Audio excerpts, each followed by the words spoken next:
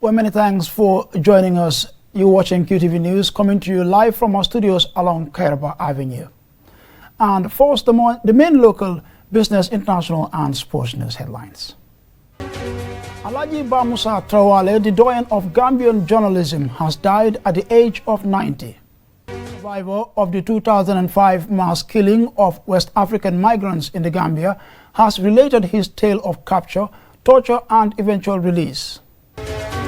Child protection actors on Tuesday gathered to validate a newly developed standard operating procedure for vulnerable children. In business news, a Gambian chef who cooked for the British royal family says the Queen loves Yassa, and the man in question, Sekou Bojang, has scooped the prestigious Gastronomy Award for the second year in succession. In international news, Ghana's president becomes the first person in the world to get the COVAX vaccine jab, and he did it live on TV. And in sports news, good news for Gambia's basketball as the league prepares to tip off soon. Other stories coming up. I am Ansumane Sunyasi.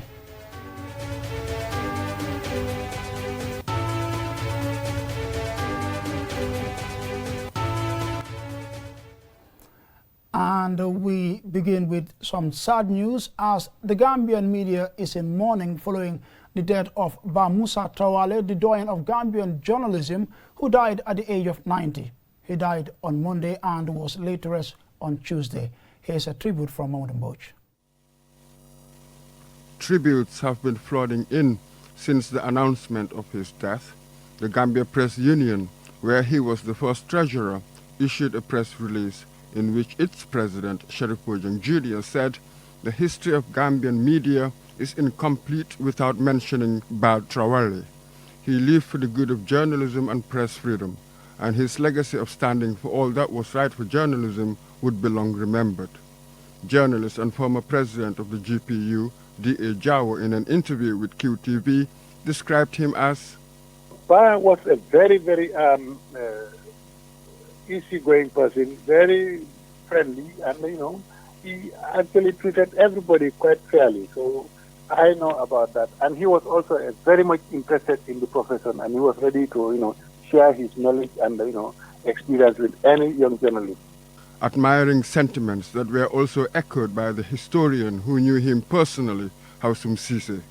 Fearless, loquacious, boisterous. He had an impeccable command of the English language. At the time of his death, Trawali was the longest living practicing journalist in the country. As recently as 2020, he wrote a piece in the papers on the 1981 Kukwai Sambasanyang's attempted coup, providing details and insight that would enrich our grasp of the events of exactly 40 years ago this year. Exposure to books early in his life and a grandfather who habitually read a popular newspaper at the time, Gambia Echo, got him hooked on reading, arguably a required preparatory grounding for life in the world of the written word. Alhaji Vamusa Tawali was born in 1931 in Bathurst, now Banjul. After his secondary education, he trained as a qualified teacher and was first posted to Balangar in the Central River region. In an interview he did with Foroya in 2016, he said during his time at Balangar, he read widely and voraciously, which helped him develop his understanding of the world. He began contributing articles to the newspapers in Bathurst, and in 1962, he quit the classroom for the newsroom with the establishment of his newspaper, The New Gambia. He wrote many articles, he said, under a pseudonym to evade the censorious colonial authorities whose wrongdoings he sought to expose. In 1965, he got a scholarship to study journalism in Israel, and a year later, he attended a training course at the prestigious Columbia University in New York. On his return, he continued to speak truth to power, which sometimes got him into trouble with the authorities, leading one time to the banning of his paper, after which he continued writing for other papers and became a stringer, a freelance reporter for the BBC and the West African Journal in England. Journalism is often called the first draft of history, and Trawali took his responsibility to history diligently, cultivating a journalistic creed that was relentless in its pursuit of truth. Here is Hausum Sise again. It was crusading. like small, they had, this crusading approach, to journalism. It had to be a means towards an end, for the betterment, of society. In the Faroya interview, he boasted that one couldn't survive his attacks. A former vice president and a minister in the Jawara regime had fallen under the weight of his attacks. Even Sadauda himself was never spared his rapier, as close as they were in their personal relations. In an interview with QTV, his former friend and colleague at the GPU, Mr. Cherno Jallo, exhorts the younger journalists to keep Batrawale's flame alive. The legacy of people like Tawali, Swallow Konate should never die. And the only way we can keep it alive is the young generation to be committed to these values. And it is only values and a good legacy that will remain forever. He received a Lifetime Recognition Award from the Gambia Press Union in 2017. For QTV News, I am Mamadou Mbouch. Well, our prayers and thoughts are with his family. Eric Yao, a Ghanaian and another survivor of the West African migrants massacre of July 2005 in the Gambia, appeared before the Truth Commission on Tuesday to shed light on the killing of the migrants and how he survived. Omar Pijalo tells us more. The witness told the commission that 67 of them, including 7 Nigerians, 3 Ivorians, 2 Togolese and 2 Senegalese, were set to travel through the so-called back way to Europe in 2005 with the assistance of an agent called Charles Taylor. The agent Charles Taylor, he said, told them to board a canoe at Sally Beach in Bour, Senegal, through the Gambia, where they were supposed to collect money from one Lamin for the fueling of the boat and foodstuffs. The witness said upon arriving at the seaport in Banjul, he and many others descended from the boat to get Asso to buy a SIM card to communicate to Lamin for the money. Unfortunately for them, he said they were mistaken for thieves and shouted at Sache Sache, and subsequently the 3 of them who refused to run, on the basis that they were not thieves, were beaten mercilessly and taken to the police headquarters, while the rest ran for their lives into town. At the police station, the witness said they were handcuffed, tortured, starved and beaten before being stripped naked and electrocuted on his genitals. He added that they were detained there for more than 11 months, and the first 2 weeks they were tortured every 3 days. The witness said they later came to hear that their fellow travelers were killed. After 11 months in detention, the witness said someone came to them and requested they give him their family's contacts and asked for money for their release before appearing in court on their behalf. On the issue of the money the Gambia government gave to the Ghanaian government as a compensation to their families, the witness said they heard about it, but he and some others never received anything. The witness ended his testimony with an appeal for justice to be served for his brothers and colleagues. Reporting for QTV News, I am Omar P. Jallo.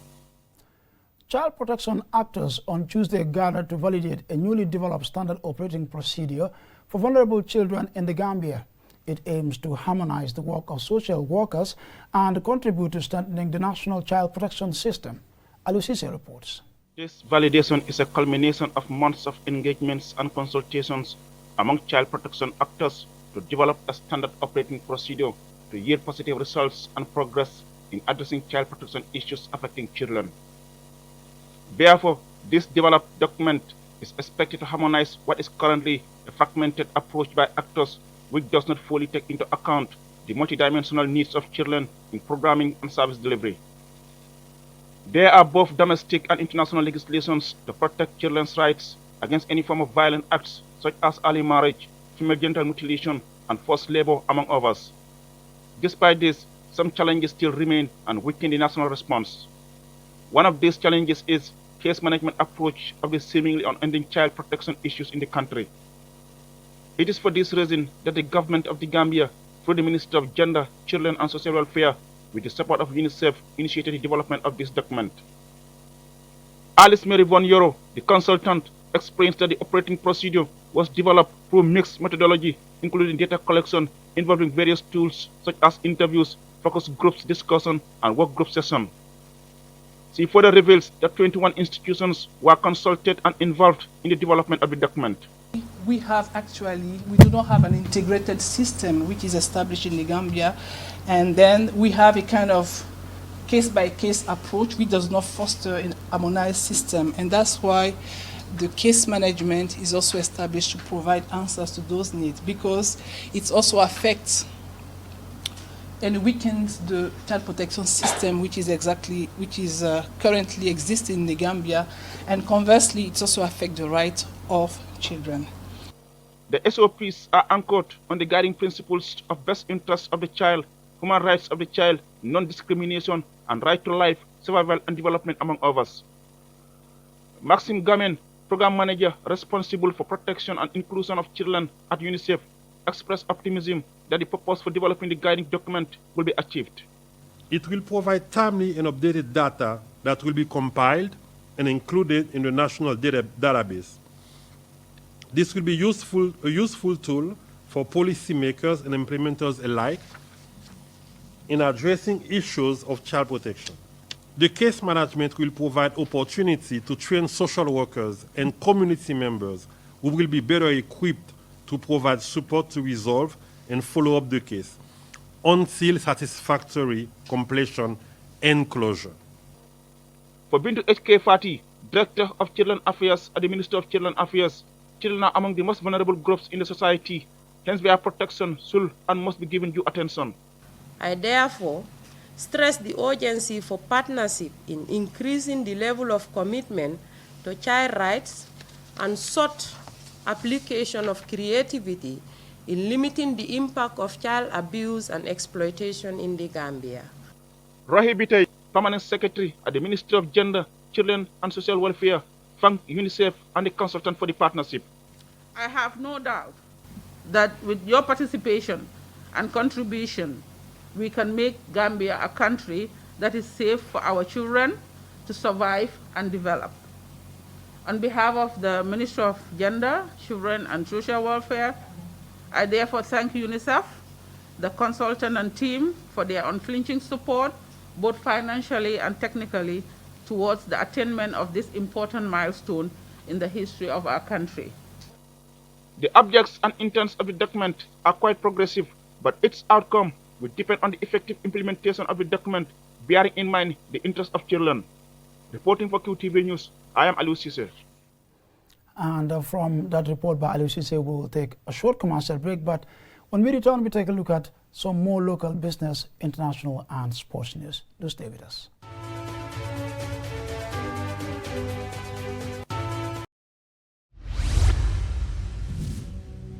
Imam Ousmane Diabo Masjid Taqwa di àttekati ci High Court jamono biñ tollu nag ñu ngi séntu beneen song bu metti boo xam ne feebar bi ñu wax COVID-19 mu ngi ko war a songaat boroom xam-xam yi nga xam ne seen xam-xam dafa màcc jëm ci wér gu yaram dem nañ ba ràññee ne beneen façon yi jàngoro ji beneen fiisam mu ngi commencé di génn te beneen bi génn moo gën a gaaw ci ni muy tasaarooxee moo gën a gaawit ci ni muy reyee nit li nga xam ne nag moom la ñuy sàkk pour ñu mën a aar suñ bopp ci jàngoro ji mooy ñu topp njàngat mi nga xam ne Ministry of Health ak WHO jàngal nañ ñu ko te mooy ñu fexe bay sol suñuy masque di raxas suñuy loxo fexe it di sorewante te itam di jëfandikoo garab yi nga xam ne suñ ko defee ci suñuy loxo jàngoro ji du mën a tasaaroo.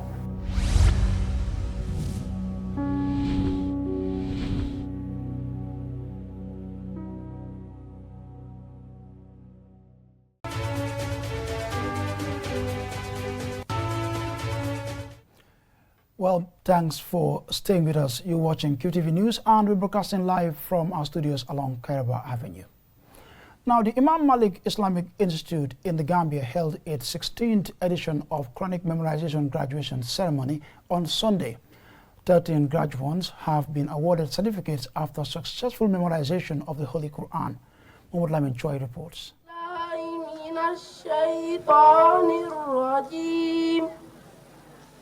يا أيها الذين آمنوا إن كثيرا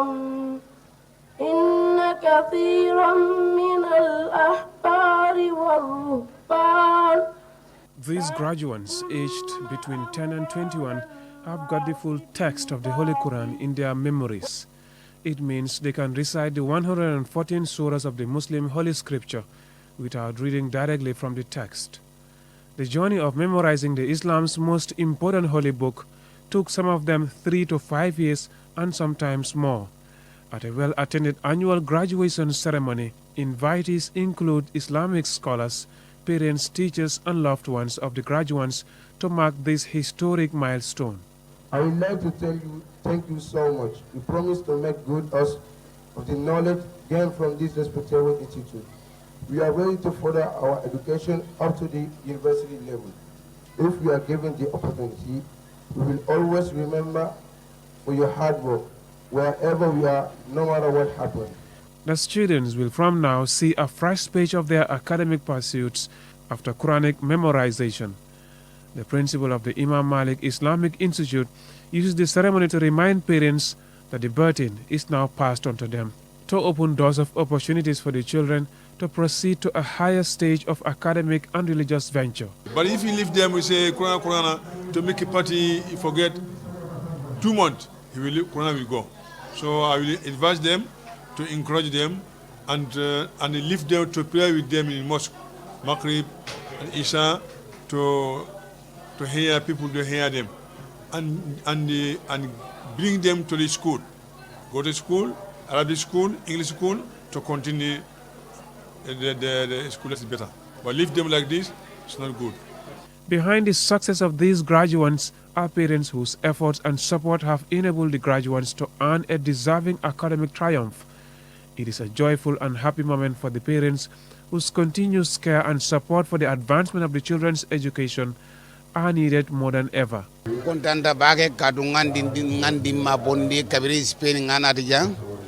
I am so happy today because I brought my child from Spain to the Gambia to learn the Quran, and by Allah's will, he has memorized it. Additionally, he has also studied the English language while learning the Quran. Now, my plan is to send him abroad for studies in an Arabic country. The graduates were each awarded a certificate in line with their qualification of memorizing the Holy Quran. In Islam, memorizing the Holy Quran goes with a handsome reward as narrated in one of the hadiths of Prophet Muhammad, peace be upon him, who is reported to have said that the Hafizul Quran, meaning a person who has memorized the Quran, will be told on the day of judgment, recite and rise in status. Recite as he used to recite in the world, for your status will be at the last verse that you recite.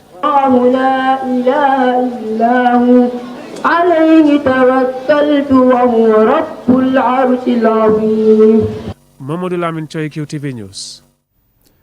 The UN's Food and Agricultural Organization on Monday handed over a number of items to the Departments of Forestry and Livestock Services at a presentation at the FAO's country office in Fajara.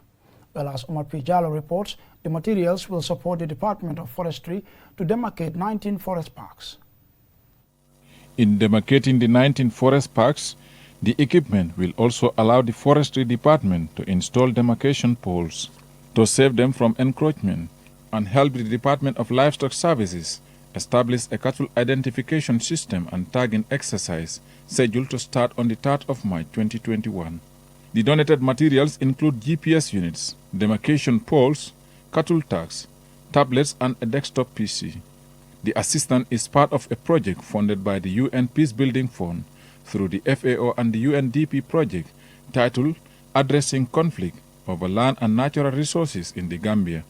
Handing over the materials, Penda Tomi, the project coordinator, and Mustafa Sise, FAO representation administrator, said the project aims to reduce land and natural resource-related violence through strengthening resource management and the capacity of dispute resolution systems, improve and restore citizens' confidence in the land dispute resolution systems. We have, through the project and the support of the United Nations Peacebuilding Fund, procured 3,000 cattle tags, which are a new system being implemented in the country for the Gambia livestock identification and traceability system.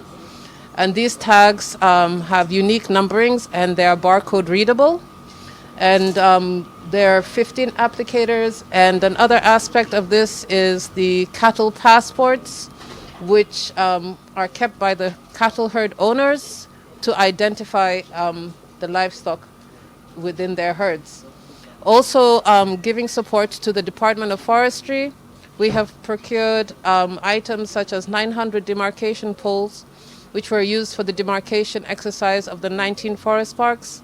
This is a project being implemented by FAO and the UNDP under the auspices of the United Nations Secretary General Peace Building Fund initiative. This initiative is to prevent conflicts over land and natural resources. Receiving the donated materials, the Director of Forestry Department, Mohamed Jaite, and the representative of the Director of Livestock Services, Ibu Job, both commended FAO for the gesture and assured them that the materials will be used for the intended purposes. It's a pleasure, for us to be here to receive this equipment. This is not the first time FAO is supporting the Department of Forestry when it comes to, the equipment and then as well as capacity building of, our human resource base. These things are at least very much important in the sense that it helps animal in controlling cattle theft and rustling. The range and diversity of implementing partners shows the cross-cutting nature of the matter being addressed. The implementing partners are the FAO, the Ministry of Lands and Regional Government, Ministry of Justice, Ministry of Agriculture, the Environment Ministry, the National Environment Agency, the Land Commission, the Alternative Dispute Resolution Secretariat, Action Aid International de Gambia, the West African Network for Peace Building, the National Livestock Owners Association, and NACUFAC. Reporting for QTV News, I am Omar P. Jallo. Well, we will now take another commercial break, but still to come, we have some more local business, international, and sports news.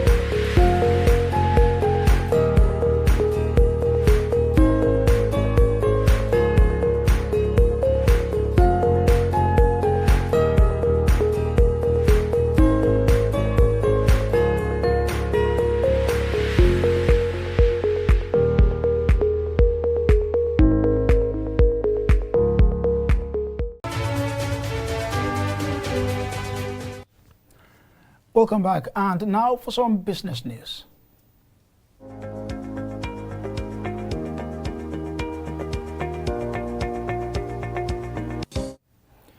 A top Gambian chef, Sekou Bojang, has won the prestigious Best of Gastronomy Award from Paris for the second year running.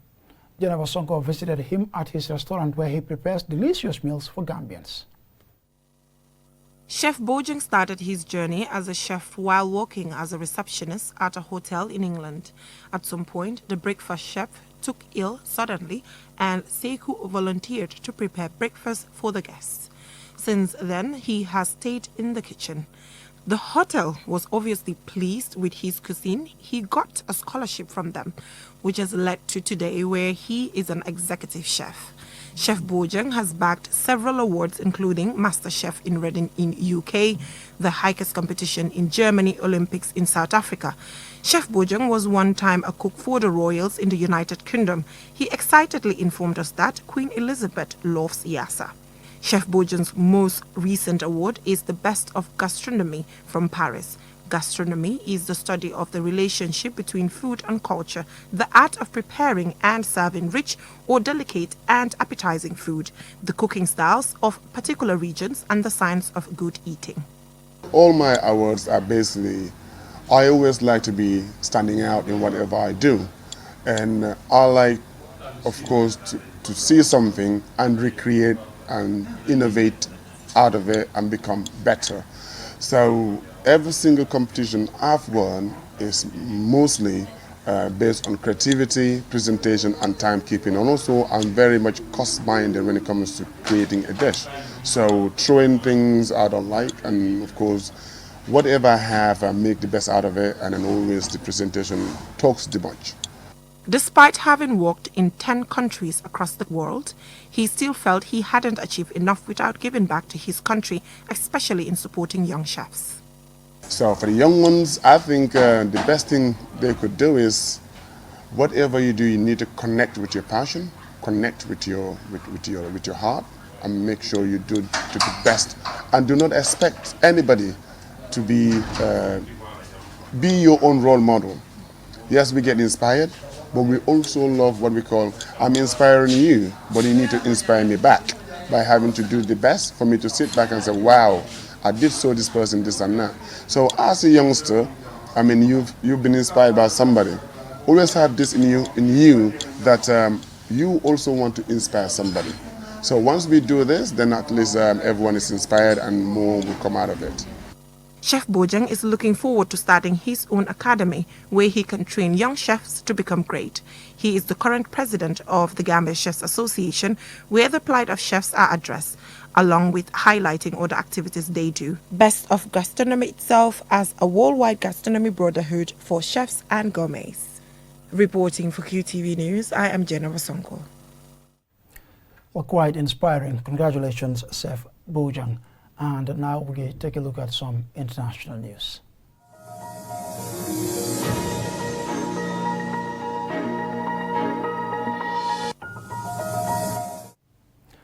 The president of Ghana, Nana Akufo-Addo, has become the world's first recipient of the coronavirus vaccine from COVAX, a scheme to procure and distribute inoculations for poorer countries.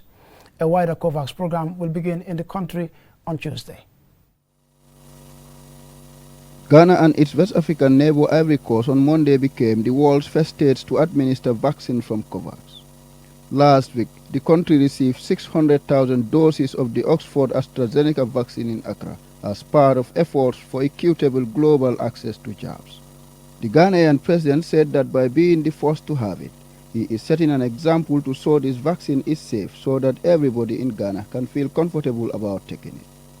The 76-year-old president made these remarks before receiving a shot of the Oxford AstraZeneca vaccines during a live broadcast. He went on to urge people to get inoculated and not to believe conspiracy theories casting doubt on the program. The shipments also represent the beginning of what should be the largest vaccine procurement and supply operation in history. The COVAX facility plans to deliver close to 2 billion doses of COVID-19 vaccines this year, an unprecedented global effort to make sure all citizens have access to vaccines. UNICEF's representative in Ghana, Anne-Claire Douvet, and the WHO representative to Ghana, Dr. Francis Casolo, both described the development as a significant occasion, as the arrival of the COVID-19 vaccines into Ghana is critical in bringing the pandemic to an end. They went on to say the only way out of this crisis is to ensure that vaccinations are available for all.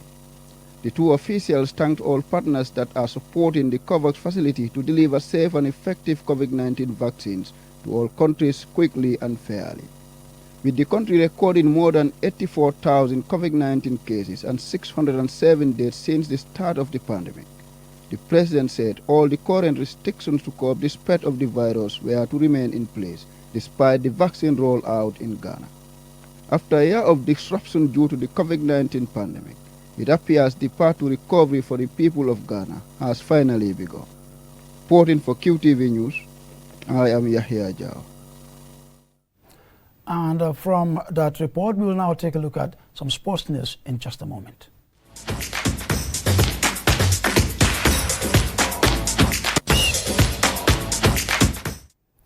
And here to bring us the latest in the world of sports is my colleague, Mamudu Gajaga.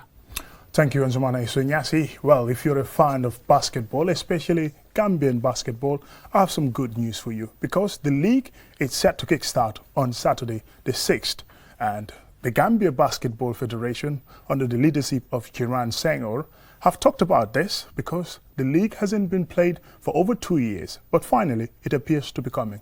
And this was a revelation that was made at the Pamodu Sarr Memorial Competition, which was played on Sunday between YMCA and Serekunda East. And it was an exciting game, but more in this.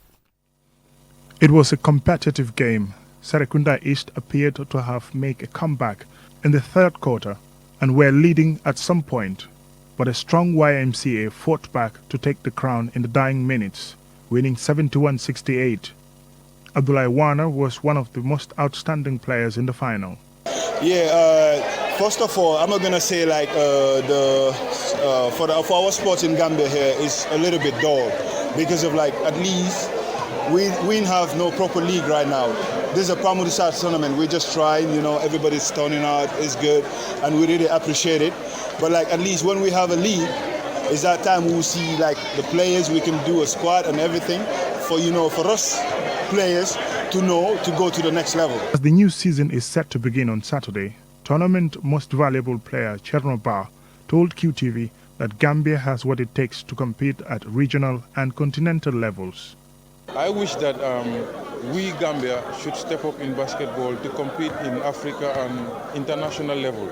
But I think there is something missing and we really have to work together to bring the spirit of basketball to compete in international level, especially to focus on the youths because we've been playing for a long time now, but we've not seen no improvement. So I want the youths to have an opportunity to explore their talents, play international, compete with these international teams because we can compete with Senegal, with any other African team. I believe in that. Jiran Senghor, Gambia Basketball Association president, says if everything goes well, a new league season will kick off on Saturday for the first time in 2 years. It's coincidental that you're talking about the league because we're about to start on the 6th. If we don't have any restrictions from the COVID, then we will definitely start the league on the 6th. With regards to preparation, we just got done a training for the referees. We're trying to partner with the Senegalese Basketball Federation to send us some coaches so that we'll have a training as well for the coaches. The game of basketball is not just about pushing the ball. It's about being able to capacitize everybody who's involved in it, be the officials, the coaches, and the players themselves. The late Pamodu Sarr was a basketball player. He was the son of Dauda Sarr and Aji Amimbai of Kotu East. Pamodu was a student and first head boy at Methodist Senior Secondary School before he left for the United States to pursue his education at the Navarro College in Texas. He died in 2004 in a car accident shortly after a basketball game when the team was traveling back home. Since then, a memorial tournament has been organized in his memory. Mariama Sarr, sister of the late Pamodu Sarr, says she feels honored knowing that there are people who still remember her brother. Actually really grateful. This is not the first time this is held. It has been going on and his friends has been there. They've been really supportive. They've been really showing that Pamodu is still lingering in their hearts. So we are really happy, we are really grateful to be here. We say a big thank you to everyone who has participated. Gambia missed out on the recent Afro-Basket qualifiers scheduled for Rwanda in August, as well as several other competitions due to lack of proper league and funding. Mamudu Gajaga, QTV News. And how about using sports to sensitize people when it comes to irregular migration? Well, that is exactly what has happened in Brikama as the Wanderers Trophy Cup was organized, and it took 2 days to organize the sensitization ceremony. And more with this report. Let's hear from Omar Pijalo. Over 90% of people venturing into irregular migration in the Gambia are youths, of which many are into sporting activities.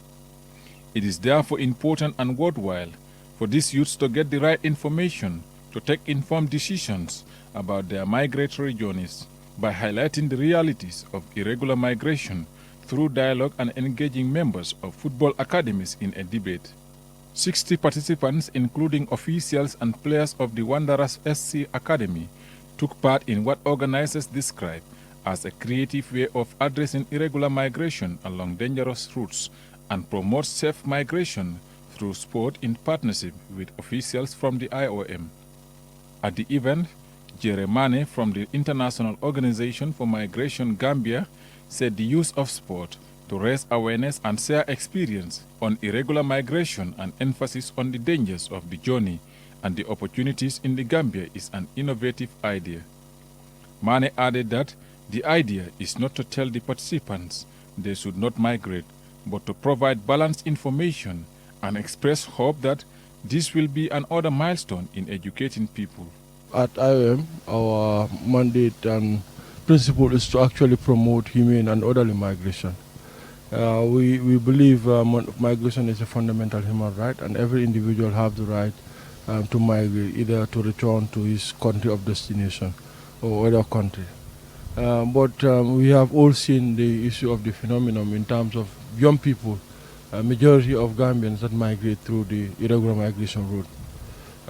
We think it's important to actually engage young people, at this, most especially at this tender age, to provide them with the right information. The Secretary General of the Wanderers SC Football Academy, Lamarana Jallo, thanked IOM for the initiative and partnering with his academy. Jallo said this will help members of the academy and their communities better understand the drivers leading youth to migrate irregularly. We are also trying to inform them about the opportunities that are available in this country, ranging from education, if they can venture into skills. Sport is one of them. That's why we said promoting safe migration through sports. Today, these are youngsters. We believe they have talents. And if they are able to utilize these talents to become professionals, that migration they are yearning for becomes very easy. Fatmata Kijera and Musa Sane, both participants, thanked the IOM for partnering with their academy and called on youths to venture into sports, adding that youths can succeed in the Gambia without going to Europe. With a population of just over 2 million people, the Gambia is one of Africa's smallest countries. Despite its size, migration remains a big challenge for the government as more people, especially among the youth, continue to seek socio-economic advancement and undertaking irregular migration aiming to reach Europe. Over 35,000 Gambians arrived in Europe by irregular means between 2014 and 2018, with many others in Africa along the central Mediterranean route opting for voluntary return. However, migration plays a significant role in the Gambian society, as overseas remittances of an estimated 118,000 Gambians living abroad accounts for over 20% of the country's GDP, while rural to urban migration has led to increased urbanization.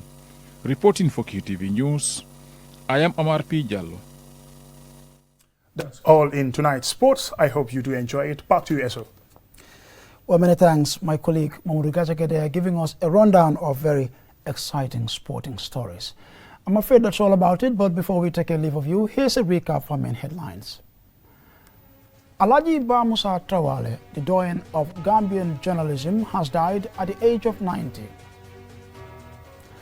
Another survivor of the 2005 mass killing of West African migrants in the Gambia has related his tale of capture, torture and eventual release. Child protection actors on Tuesday gathered to validate a newly developed standard operating procedure for vulnerable children. In business news, a Gambian chef who cooked for the British royal family says the Queen loves Yassa, and the man in question, Sekou Bojang, has scooped the prestigious Gastronomy Award for the second year in succession. In international news, Ghana's president becomes the first person in the world to get the COVAX vaccine jab, and he did it live on TV. In sports news, good news for Gambia's basketball as the league prepares to tip off soon. Well, that's all we have for you in this edition of the news. Do join us tomorrow for more news. Thanks for watching.